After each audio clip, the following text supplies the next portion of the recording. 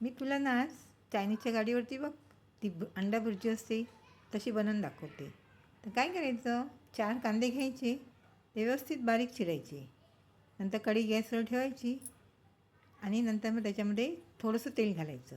जास्त तेल घालायचं नाही, कारण जास्त तेल खाल्लं ना कोलेस्ट्रॉल वगैरे वाढतं की नाही, म्हणून ना थोडंसं तेल घाल. समजलं ना. आणि आता काय करायचं, हा बारीक चिरलेला कांदा आहे ना तो त्या तेलामध्ये घाल. समजलं. आणि व्यवस्थित तो कांदा व्यवस्थित तेलामध्ये परतून घे. समजलं की नाही. तोपर्यंत काय करायचं, आपण आलं घ्यायचं थोडंसं आणि लसूण घ्यायची. तर इथे मी लसूण घेतली आणि आलं घेतलं आहे आणि एक टोमॅटो बारीक चिरून घेतलेला आहे बघ. काय करायचं, आलं आणि हे लसूण आहे ना ते किसून घ्यायचं. ते किसलेलं आलं लसूण आहे ना त्या कांद्यामध्ये घालायचं. ते पण त्याच्यामध्ये व्यवस्थित परतून द्यायचं. आणि थोडीशी हळद घालायची त्याच्यामध्ये. हळद पण व्यवस्थित त्याच्यामध्ये परतायची. तर आता छोटा चमचा मी आता हळद घेतली आहे, ती त्याच्यामध्ये आता परतून घ्यायची.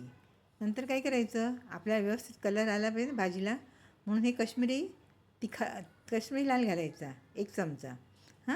नंतर आपल्याकडे जो मसाला असेल ना तो 1 चमचा मसाला घालायचा. तर मी इथे मालवणी मसाला घातलेला आहे. समजलं. चवीनुसार मीठ घालायचं.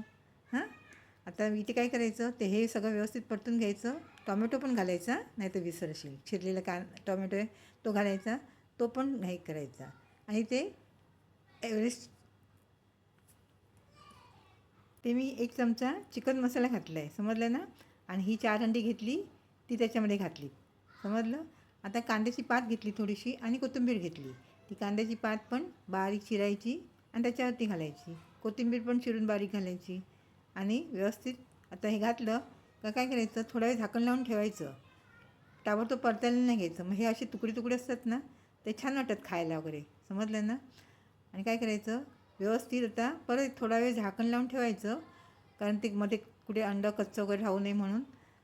नंतर मग परत व्यवस्थित असे मिक्स करून घ्यायचं. तर आता ही माझी भाजी मिक्स करून झालेली आहे. बघ कशी, जास्त तेल घातलं नाही बघ, सुकीच झाली की नाही व्यवस्थित.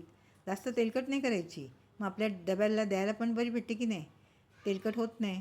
तर आता ही माझी भाजी भुर्जी, आपली अंडा भुर्जी तयार झालेली आहे. आणि माझ्या आता चपात्या पण तयार झालेल्या आहेत.